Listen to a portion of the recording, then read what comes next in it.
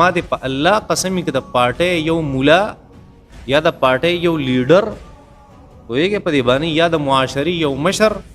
یا یو تعلق لرونکی کاغه تاسو بچ کړئ زه به مسلمان نه یم چې تاسو دروغجن یې په هغه صورت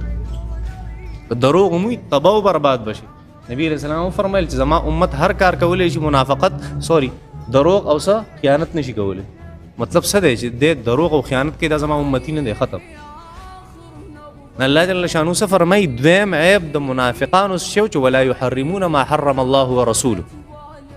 چې کوم څیز الله حرام کړي او پیغمبر حرام کړي صلی الله علیه وسلم نو دې د سره هغې ته حرام نه وایي ګوره یا حرام کوي حرام ورته ډوښکاري نه او یا حرام کوي او حرامو نه بیا لار وباسي څه وله وباسي بیا وله لارې وباسي دا د یهودیانو عمل دی چې